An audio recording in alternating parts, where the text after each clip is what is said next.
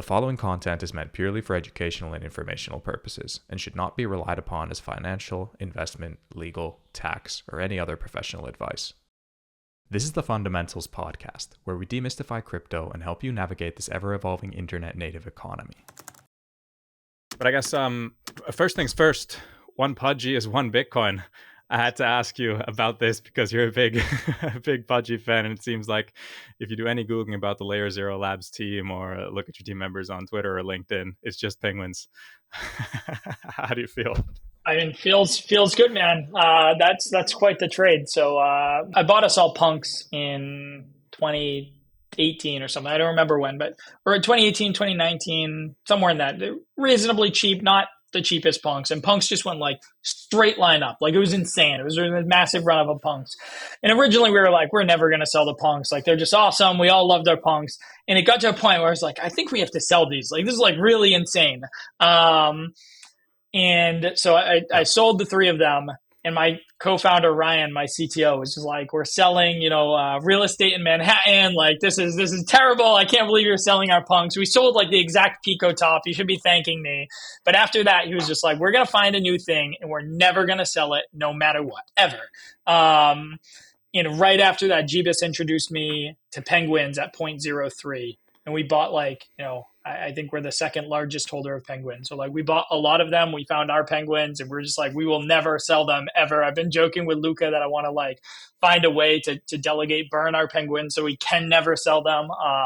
But yeah, it just became this internal meme, but we've held them all the way from like almost zero until now. And we'll keep holding them. And we gave everybody on the team, not this Christmas, but the Christmas before, Pudgies as the holiday bonus. So that's worked out well for all of them. Yeah, that is incredible. A little bit jealous on the sidelines. I think probably 21, I bought some sort of derivative, some like Pudgy Penguins or something like that. And, that hasn't been as good of a trade, but incredible. Back to back from punks to penguins, then also getting kind of the team involved in that upside. Got to give you props.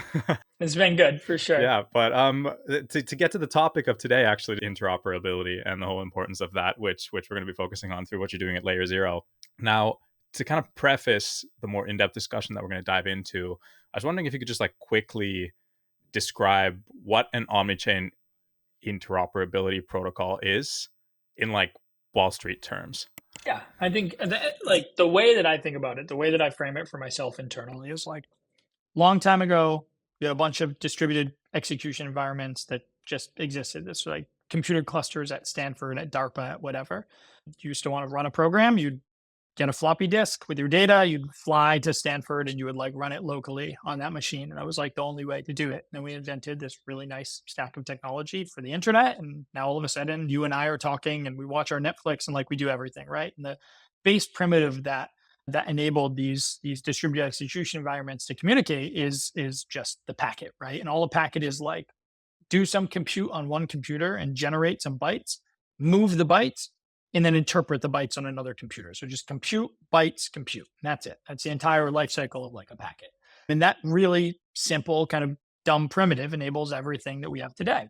LayerZero is effectively the same. Like we didn't want to build it early on. We had no intention to start a company. This was a derivative technology after us struggling for a very long time to be able to do the thing that we wanted to do, which was simply send a message from BNB chain at the time to Ethereum without a central coordinator sitting out here triggering events on both chains. And so LayerZero is just arbitrary contract invocation with a bytes array. That's it. It's just invoke a contract on chain A, i.e. some compute, generate an array of bytes, move the bytes, and invoke a contract on the destination chain, i.e. do some compute. And that's it. You can do anything within those bytes like you could do in a packet on the internet. Any logic that can live in a smart contract can be implemented across LayerZero. There's no like restrictions or anything. It is just you should think about it as that base packet with the distributed execution environments being blockchains themselves. Got it. Thank you. That's very well explained. I think easy to grasp as well. Now, maybe to dive a bit more into the purpose of operability or interoperability in the blockchain space, like you mentioned before Web3 and computers, we never kind of really had to think about these different types of networks as an end user at any point. You just used it, things flawlessly work together. In the blockchain space, we've gotten kind of, I don't know if it's a good thing, but kind of used to the fact that you have a certain closed ecosystem where it's pretty hard to move from one place to another too. So Why is interoperability so important? Why is it a problem worth solving in Web3? Yeah, so I think I mean, we look now, we say, oh, it's so seamless. You just send stuff around computers, but like that wasn't actually the case for a really long time, right? There's actually we're very close to having a totally private internet, right? So Mac wrote their own, Windows wrote their own, like everyone is writing their own adapters to try to like own the internet effectively. And ultimately, sort of the most open and permissionless protocol ended up winning out, right? And we had TCP/IP, and now you can have Windows computers connect to Macs, although like all of that stuff, there used to be no like real easy way to do that. And there were custom interfaces needing to be written for like all of these environments, right? That was like a very large undertaking that wasn't just naturally there. So like even in the internet, like we existed in this terrible state that we exist in now. So what does it matter? It matters that the way that I view it is all of these different chains have pretty strong trade-offs. I think the ones that have very muted trade-offs of like incremental change in either way, a lot of that will get washed away as the underlying scale. But if you look at the difference between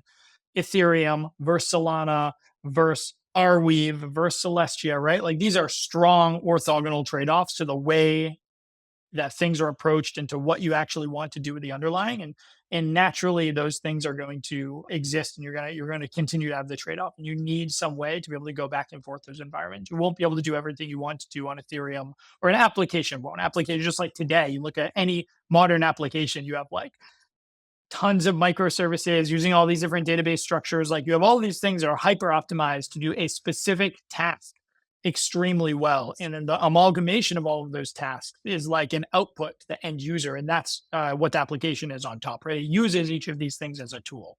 When you build an application, now a lot of times you're going to want to use these things as a tool. So like you will never be able to store everything you want to store on Ethereum, but like, so now you might have this bundle of storage that like sits in Arweave or Filecoin or somewhere else, and then you roll it up and you do this really complex computation on Solana, and the result goes to Ethereum, and you store permanent state on Ethereum. You have like ephemeral execution and computation being done elsewhere on another chain verifiably. There's all of these different things you might want to do.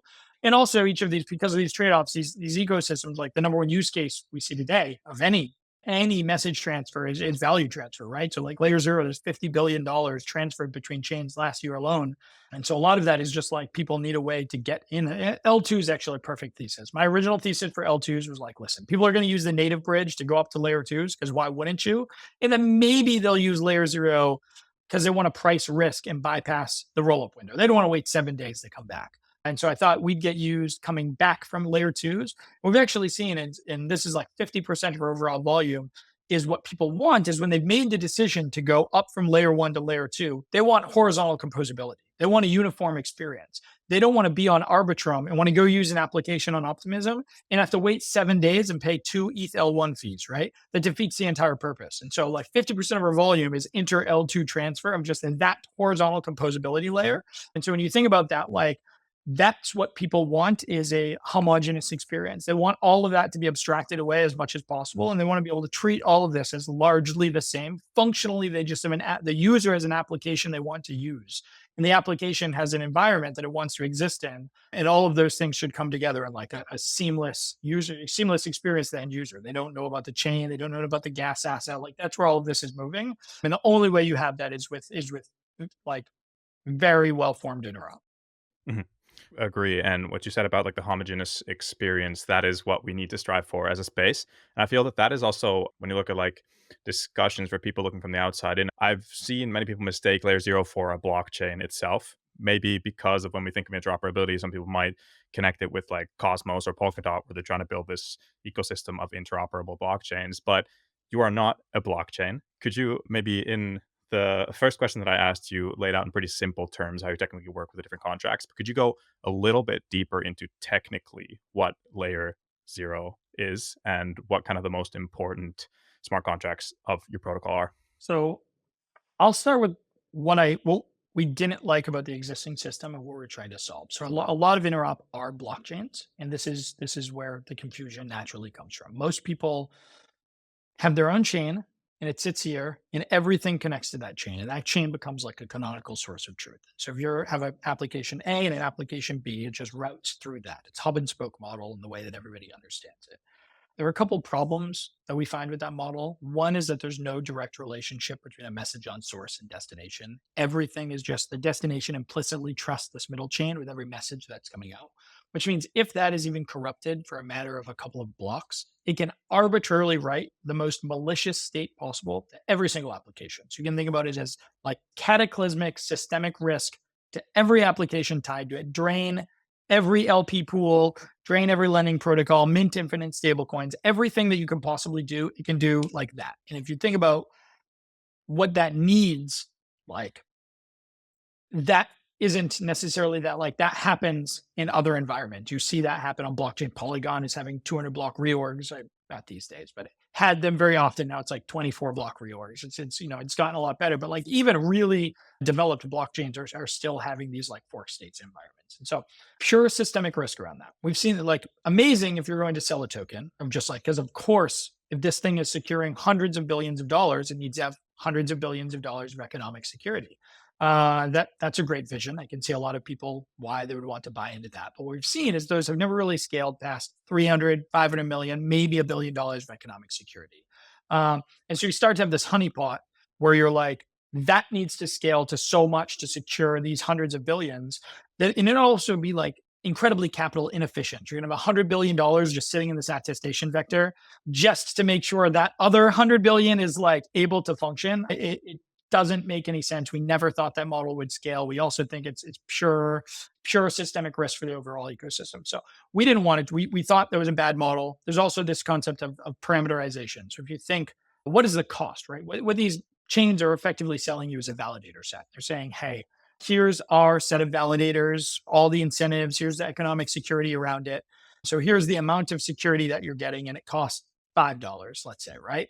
And now every application using it needs to pay $5 and they get the same amount of security. But you have this really disparate need of applications. You have like, lending protocols and stable coins are dealing with like hundreds of millions of dollar transfers and liquidations and market makers moving funds around and settlements and all of this. And then you have like a NFT project literally issuing free NFTs or 1 cent NFTs that are meant for fun or for whatever, right? And there's just no way that, so when you're opting into this point of security, either these people are getting way too little security or these people are way overpaying for what they need for security, right? And so LayerZero, the entire thesis was monolithic structure will never work. Monolithic parameterization is a fool's errand. And so how do you make like the most modular structure possible? So LayerZero is there's an immutable endpoint that lives on each chain. That endpoint can never be modified. It's entirely immutable, right? So that just deals in nonce management. Once that is deployed, LayerZero, the protocol exists.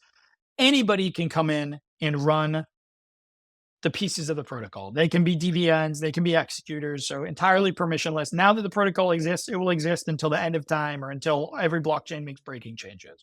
Nothing we can do to shut it down, to control it. There's no external forces that can force that. So again, exists in the way that the Uniswap contracts exist. Within that, there's a messaging library that deals in validation. So this started as a Merkle inclusion proof. So we're going to take a block header and a transaction proof, combine them, do a Merkle inclusion proof and say, hey, this is valid. This is our original thesis was we can't make a bet on what that technology stack will look like long term. And so what we did is the messaging library that exists, it's entirely mutable and we can never remove it. So we can't change it and we can never remove it. So it will always exist. But in an append only fashion, we can always add a new one. So if a new technology comes out, we can always continually add it. And then anybody can opt in. So if you're dealing with tens of billions of dollars, you might want to stay on the old one that's been battle tested for years and years, and you don't want the newest one. You don't want to use ZK or any of the new technology that's coming out. That's fine. You stay there. New protocols can say there's a cheaper, faster, better methodology for validating. We're going to use that over time. That gets battle tested. Other applications can opt in, but everything exists. So immutable endpoint, immutable append-only version of messaging libraries. And then outside of that, it's just infrastructure. Then it's just, you have DVNs, they're effectively security actors who, they can look like anything. It can be a full validator set like IBC. It can be an existing third-party set, like one of these middle chains could be a single DVN with the system. The application can run it themselves. You can construct that security set however you want. And they can be pieces that are stacked together. You have this entirely configurable security stack. And then the execution layer is just basically gas abstraction. It actually technically lives outside of the protocol, but it makes it so if a user is going from Ethereum to Solana, they don't need to have both ETH and Sol in their wallet. They just pay everything up front on the source chain, and the whole execution flow gets executed on their behalf.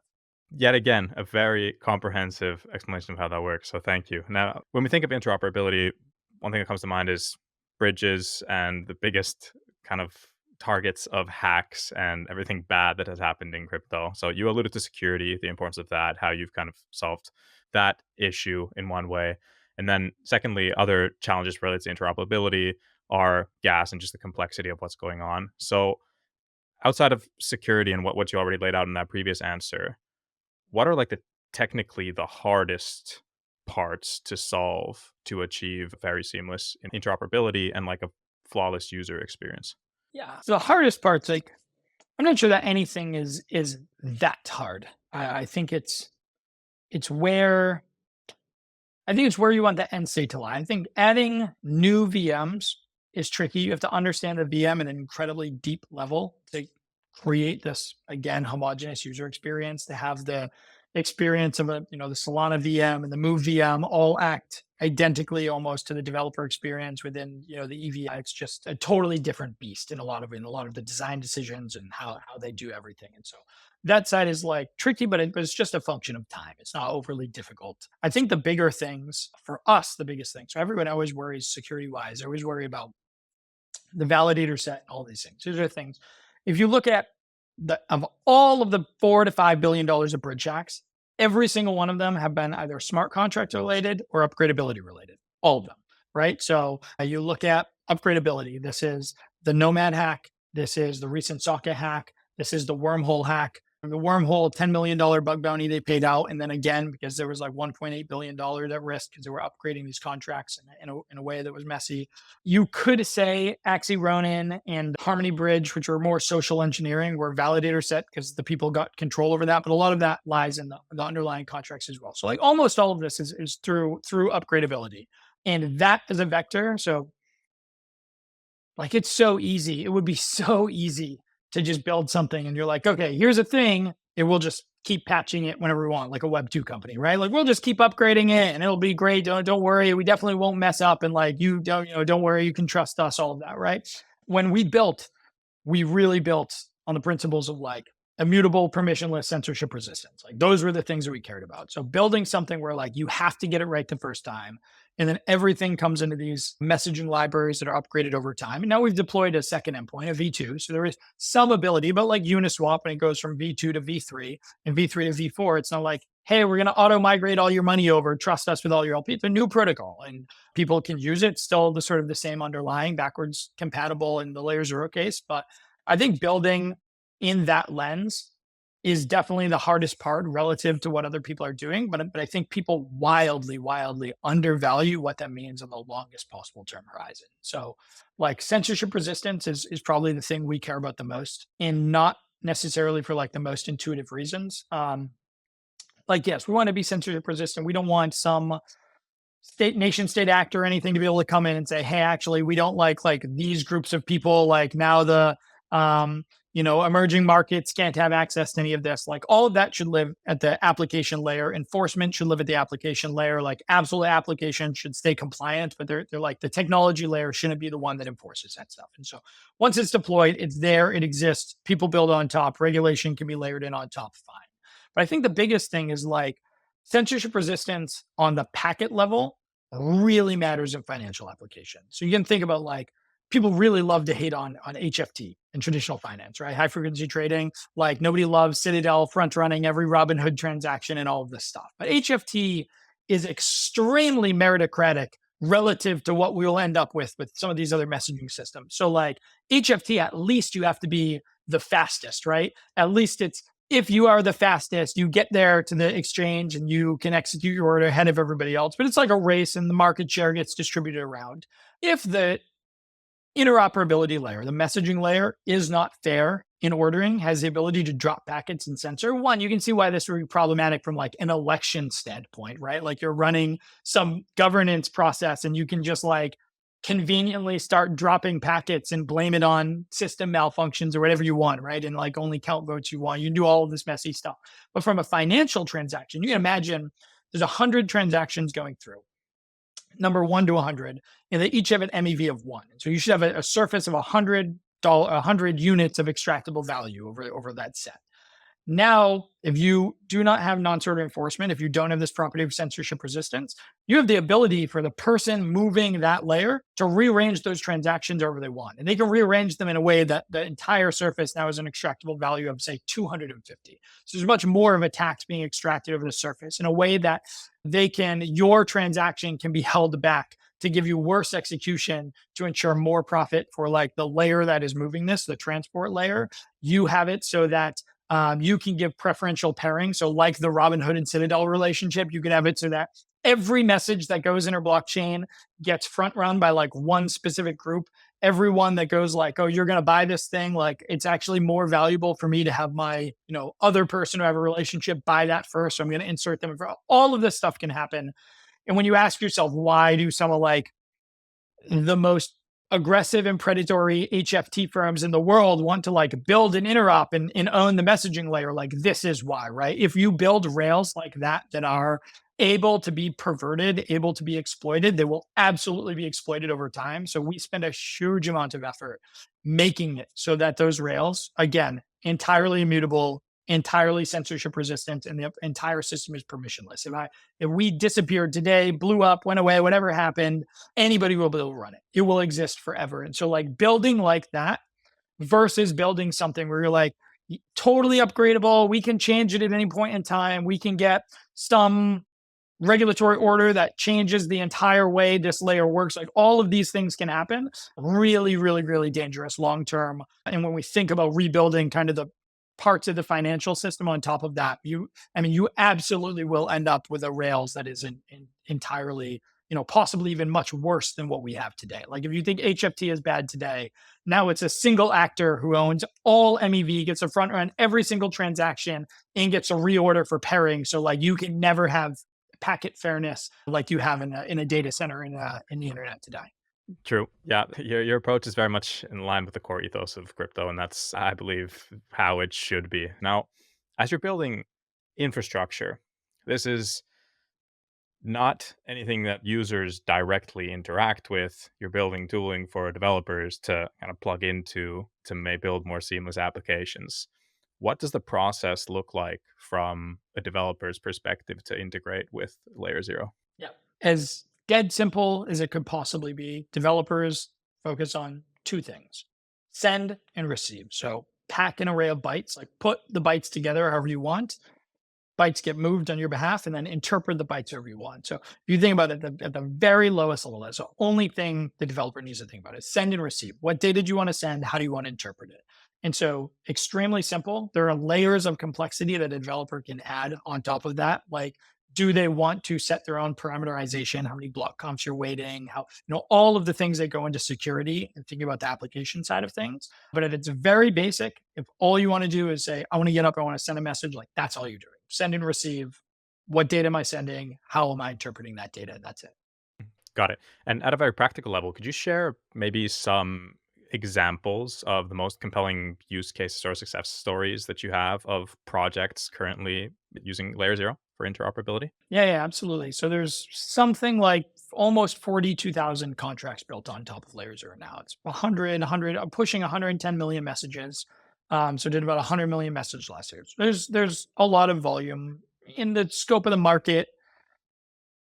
For interledger transfers between the chains that we support, we're like 95 to 97% market share for the last year, something like that. So almost all interledger transfers within 50 chains that we support are done by LayerZero.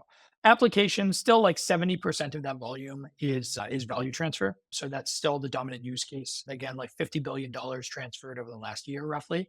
Stargate is the largest bridge in that ecosystem. It's done about $30 billion of that transfer volume. So that's definitely one. But then you see things, Radiant, which is a lending and money market, things like Pancake Swap moving their token to all chains over LayerZero, Trader Joe. So again, a bunch of these dexes.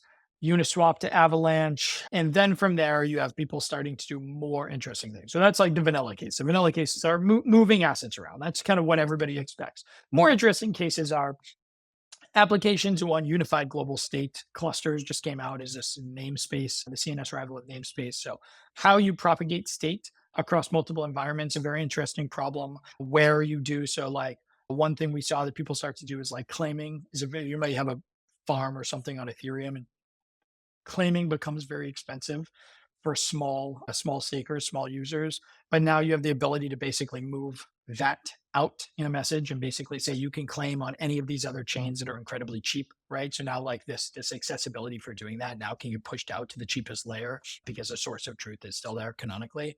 You see lots of interesting stuff in gaming now these days. Is actually like it's been very interesting how much that's picking up. And so yeah, they like people are doing very creative things in terms of like I saw it kill a boss here on this chain, and that propagates a message that mutates your NFT that lives on Ethereum that then automatically syncs to like your Twitter hexagon and your Instagram profile picture that were synced to Twitter at the time. And so there's like very interesting dynamics that people are doing, and it's all just state. So for us, our only goal is build the lowest level primitive with the highest possible utility. And so we think we should be super unopinionated. I joke all the time that like Vitalik definitely didn't think that the primary use case of Ethereum for many years was going to be like dog coins, right? What you want to build is like the most expressive environment that people can build amazing things on top of. And so we really, really focus on just that low level primitive and making that as easy as possible for people to be able to build whatever they want on top of. Yep. Let the market do its thing, especially now that we're in crypto. You cannot predict what's going to happen. But I mean, those use cases make sense. Majority is, of course, value transfer. But it is great to hear that there's also these more innovative experiments going on, because that's what you need to see. Because also, I'm sure that you guys as a team as well at LayerZero, you learn by seeing what people actually start building. You're like, oh, that's really cool. Um, are you able to say like between which chains are you seeing most activity or like interoperability between? Where's there most demand to kind of build and move value to and from? Yep. So, I mean, we built a nice tool for this LayerZero scan that has like all of the pathways and statistics, anything you would want to see. But functionally, as I mentioned before, about 50% of the volume is inter L2, right? So you think about it as this horizontal layer between Arbitrum, Optimism, Base, ZK Sync, all of the existing layer twos. There's a massive amount of volume done, and then everything else changes from there. Aptos, Ethereum, all popular pathways. Avalanche, Polygon, yeah. Yeah, that makes sense. And I'll probably like add a link to that dashboard for sure into the show notes as well, maybe overlaid here in the video as well, because I was exploring that a bit. You've done a great job in visualizing and just showcasing how transactions and value flows. Wait till the end of this year, and you guys specifically on like the data side, you'll be able to do a lot with it. I hope it gives some interesting insights across like very broad ecosystem. So For sure, it was a beautiful dashboard already. So good job. It's always great to see you consciously putting effort into the transparency and making it visible to anybody who wants to see what's going on. Now, kind of related to that and just everything that you're building, I'd be interested to hear what the kind of team composition over at LayerZero Labs looked like. So who was contributing to the core development of the protocol?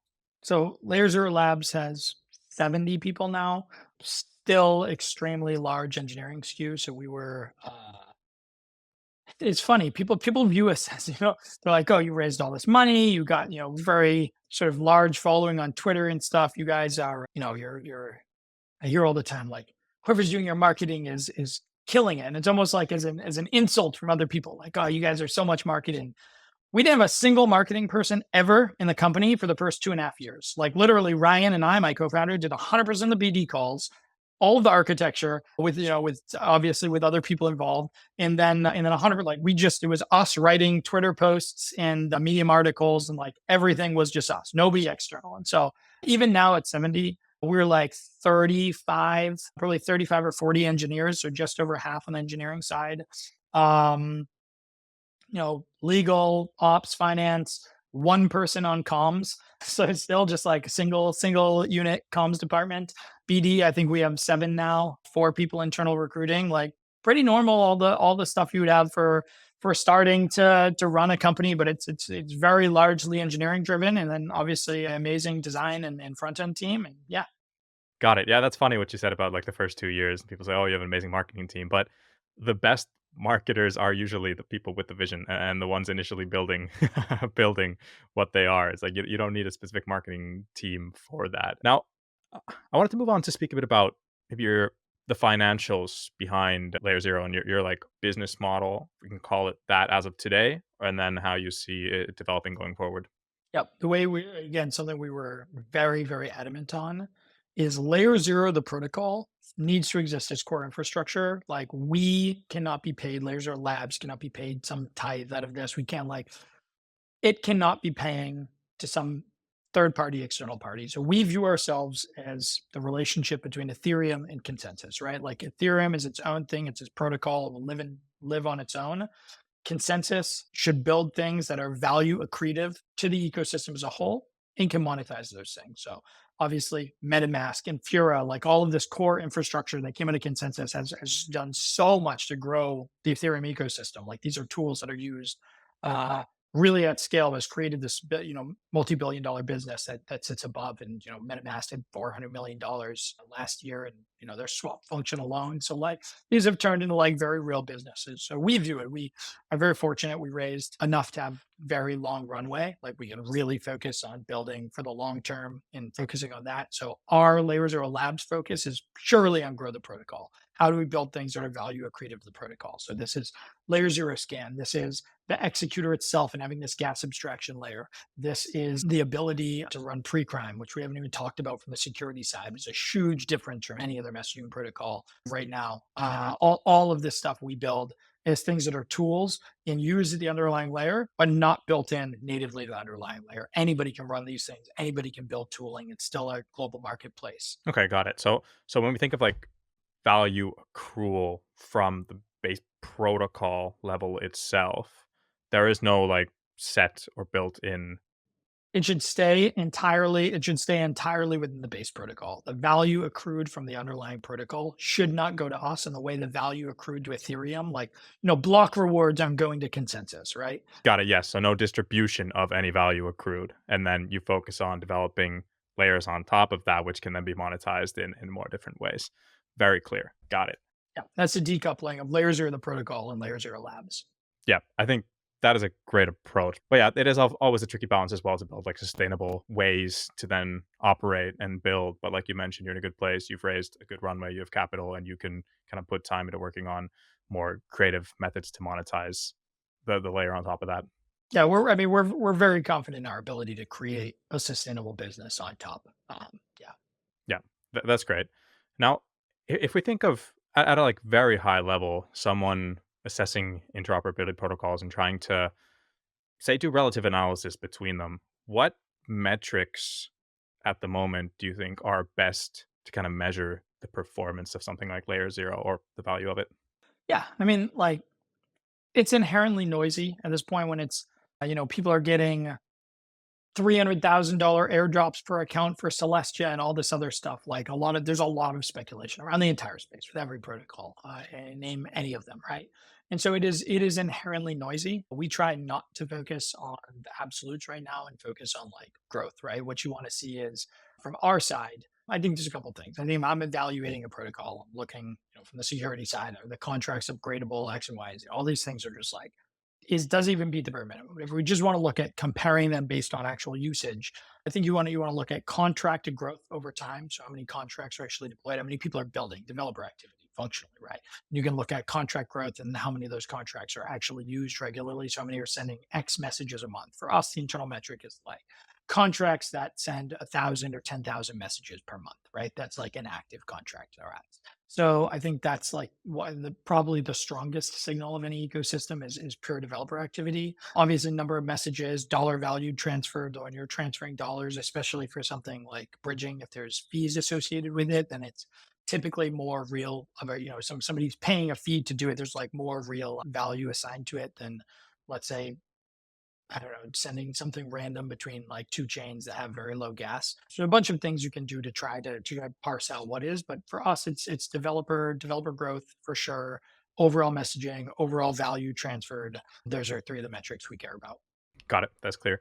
And if we think of total addressable market sizes, I think this is a topic that's super interesting to explore in the blockchain space because it is a question mark. When we think of like TCP/IP, which you alluded to earlier on, which enabled the internet to be as seamless as it is, no one's, I don't think, ever thought of putting a dollar value to that market if that protocol would have some sort of like value capture mechanism built in, if it would have been a Web3 protocol. I can tell you very, very, very clearly if TCP/IP. So right now, all of the value went to the telcos, to the ISPs who have monopolies on access to the internet. Right? Look at even Google Fiber trying to go around the U.S. There's so much regulation and protection around that layer. But if you just look at global telcos, you're talking $3 to $4 trillion of value just at the telco level, not anything else above. If TCP/IP was an owned layer with value accruing to it, it would be the most valuable company in the world. No question. There is zero, it's not even something you can debate. Exactly. And that's fascinating. And then when we think of like the pitch for LayerZero and what you've raised funding with, is it that? Is it the same? It is the TCP/IP protocol layer with a value capture mechanism. Yeah. Hyper leveraged bet on the proliferation of blockchains. And this is everything, right? For us, it's in the world before we existed, everybody used bridges. We've always been pure generic messaging. So this can be public ledgers between every blockchain that exists. This can be, we running private ledgers at the banks or any of this stuff, right? Messaging layer is uniformly any distributed execution environment. And so when you think about LayerZero and when you think how do the large investors on our capital area think about it, it's go back and reinvent this layer and have it rather than going to you disintermediate the telcos completely. And you basically have the entire value accrual layer owned by the broad base, owned by the users. Yeah. Yep. That is, I like that vision of the future. I hope that does happen. Now, do you think interoperability is a winner takes all type of space? Yeah. I think it has to be. I mean, I think this is one of the big, I think naturally for anything like that, right? You're going to see network effects just matter too much, just tying everything. Nobody wants to have different semantics, different security properties. And I actually think what most people view as competitors to us, what they're really selling you is their validation layer. They say, here's our set of 19 special actors. You can trust them. They're safe. Here's our set of proof of stake to, distribute whatever, right? They're all trying to sell you trust in a way. They're trying to sell you that.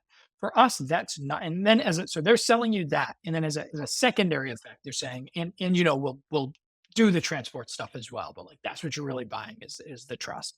And for us, we've always taken the stance. So we're completely agnostic to that. All we're building is the transport layer. You can actually use any of those competitors within LayerZero through DVN adapter. You want to use their validator set as the thing to secure your message? No problem. You can do it within LayerZero. You want to use a layer 2 bridge? No problem. You can do it within LayerZero, right? What we're building is that transport layer and that unified semantics for developers and how the sort of world of these distributed execution environments connect. We are not trying to compete on like building this validator set that is the most trusted or do anything, right? And so fundamentally, like very different problems. They're trying to effectively solve both. We think that will get commoditized down to as low as it can possibly be commoditized down to. And the transport layer really is like the thing we want to spend our time on building. So is it so that at the moment that transport layer and your approach to interoperability, it's not like crowded, so you don't have like direct competitors even? Again, they're from a pure like agnostic transport layer side without building the validator set. There's very like basically maybe one. From building the validator set and trying to do everything together, there's 3 or 4, right? You have your Axelars, your wormholes of the world, your TCIPs now we're trying to enter.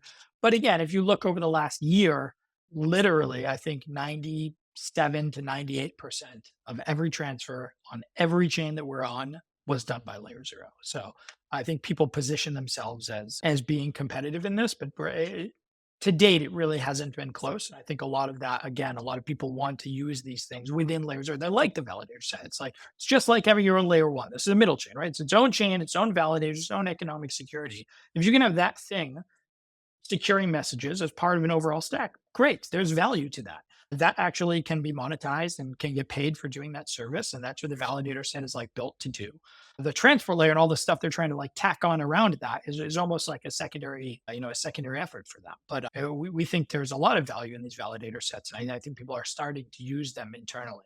So I think, again, most of this stuff will end up within the underlying transport layer, but I don't think there will be many. I just don't think there's a world in the same way, right? There's only one TCP IP today. I guess you can, there's different methods, I guess, for sending a couple of different things, but universally, it's largely only one. Yep, makes a lot of sense.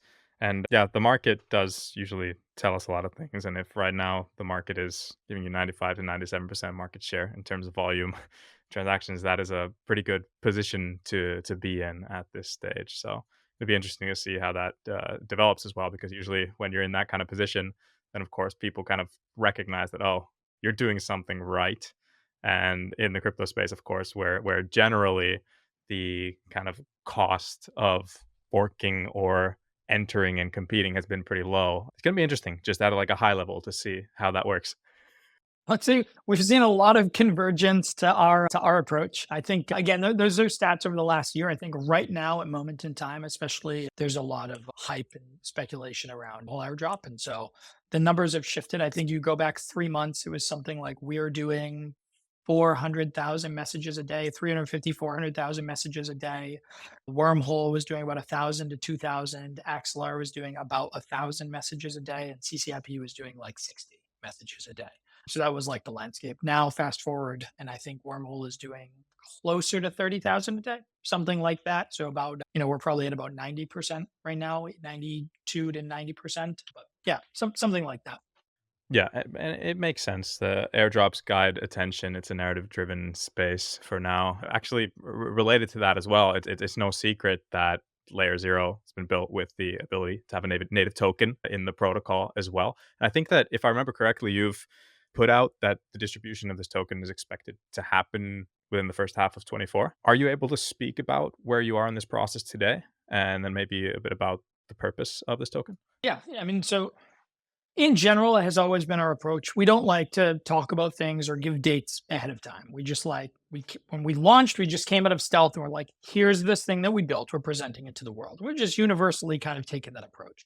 Our approach had been the same, but then about 6 to 9 months ago, things got really crazy with just people now starting to speculate on a bunch of stuff. Got very noisy, and we were like, okay, we want to give some sort of clarity. So all that we've said is H1 this year. It will happen in the first half of this year. We haven't announced anything else around it. We'll definitely release full sets of everything. But in general, especially because in this space, you do see a lot of convergence very quickly.